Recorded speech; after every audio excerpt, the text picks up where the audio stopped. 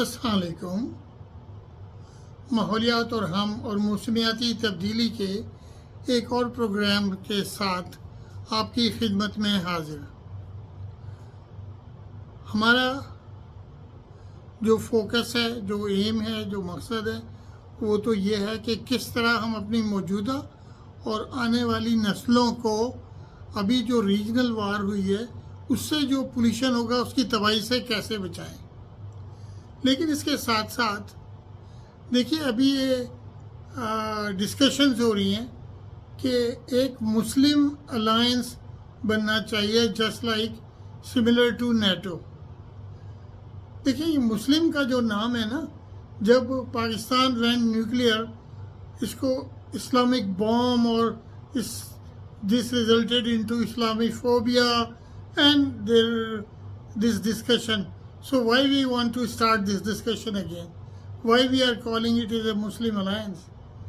We should call it a regional alliance because all the region is threatened with the wars.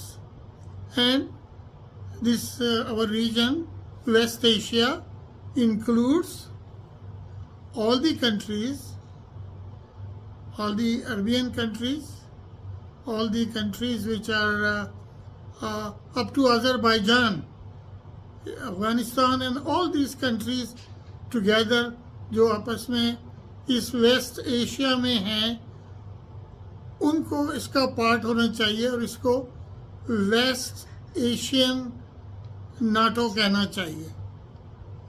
Then nobody will have an objection. And we don't want people to consider that this is a Muslim, only Muslim alliance. It should cover all the region because Azerbaijan and Armenia and all these countries are also threatened. So if we call it regional alliance similar to NATO, और उसके objectives बिल्कुल वाज़ेह होना चाहिए कि हर country contribute करेगा और Pakistan bulk of जो armaments हैं और जो डेटरेंट है, nuclear deterrent, just like America NATO को प्रोवाइड किया हुआ है. देखें, जब अमेरिका 5 यूरोप के कंट्रीज़ में वेपन्स रखता है तो ये एक यूनिवर्सल यूनाइटेड नेशंस के अंदर और नेटो के अंदर एक फैक्ट है कि हम एक दूसरे को प्रोटेक्ट करेंगे. तो ये इसमें तो कोई हर्ज नहीं है कि जो ईरान को या किसी और मुल्क को न्यूक्लियर आर्म्स डेवलप करने के लिए रोकने के लिए ये बेस्ट अलायंस होगा कि the nuclear protection and umbrella is provided by Pakistan, and it is a deterrent, it is for defensive use. And इसमें जो इंडिया और दूसरे कंट्रीज़ हैं, अगर वो भी शामिल होना चाहें तो शामिल हो सकते हैं, कोई रिस्ट्रिक्शन नहीं होनी चाहिए. लेकिन India would have its own policy, China will have its own policy. तो साउथ एशियन रीजन में अगर हम एक रीजनल अलायंस बनाएं और इसको लेटर ऑन OIC तक एक्सटेंड कर दें तो बहुत ज़बरदस्त बात है. तो मेरी नाक़िस राय में इसको हमें एक West Asian alliance defence pact कहना चाहिए और मुस्लिम कंट्रीज़ डिफेंस पैक्ट से हमें दूर रहना चाहिए. ये दानिशमंदाना बात होगी. अब इसमें इसके ऑब्जेक्टिव्स बिल्कुल वाज़ेह होने चाहिए और ऑब्जेक्ट्स तो इसमें सबसे बड़ी बात यह है कि सारे कंट्रीज़ के साथ under United nation charter peacefully हम मिल के रहेंगे.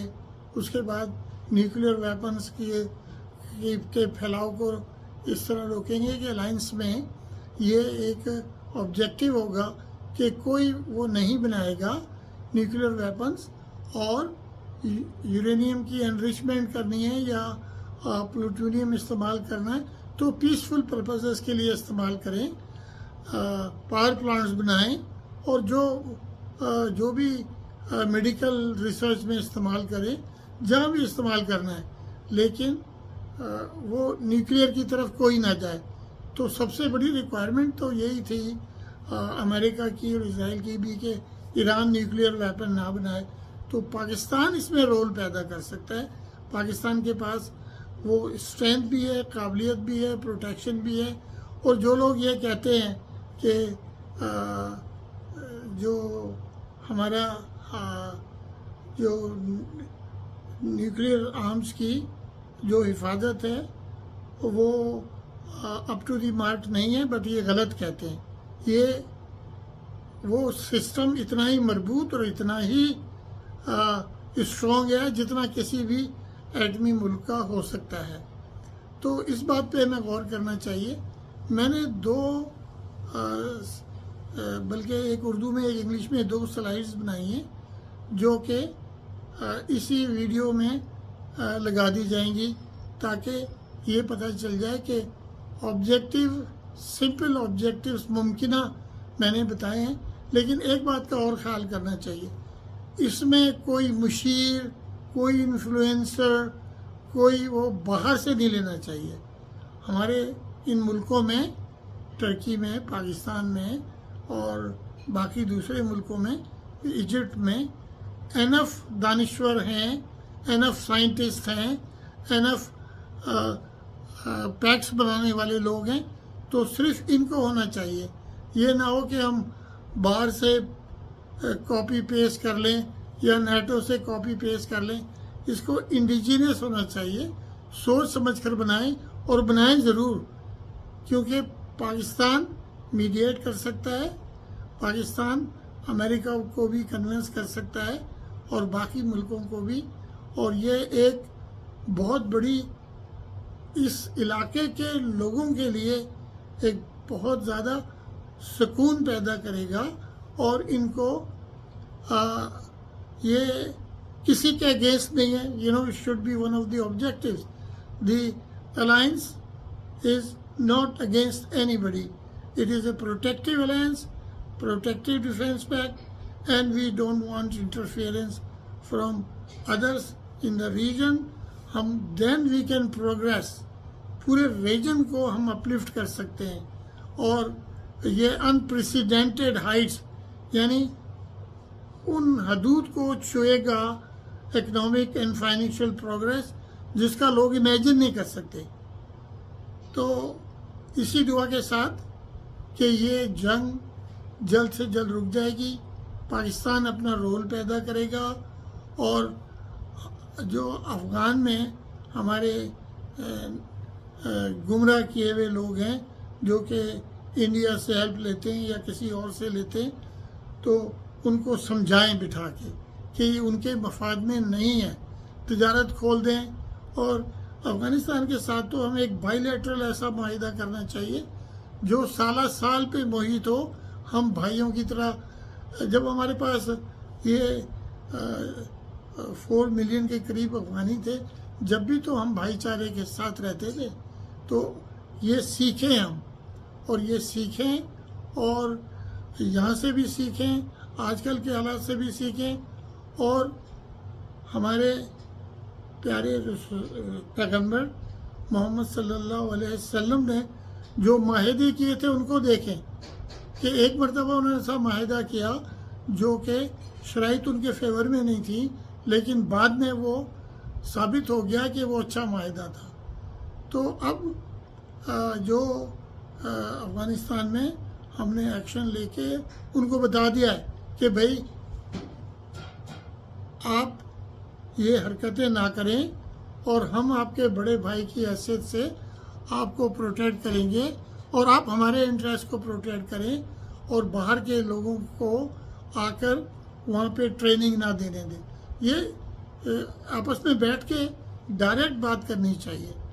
तो इसी की दुआ के साथ कि हम अफ़गानिस्तान के साथ पीस कर लेंगे और एक रीजनल अलायंस बनाएंगे जो कि इस खित्ते में पीस और प्रोग्रेस, यानी अमन और माशी तरक्की का एक नया दौर स्टार्ट कर देगा।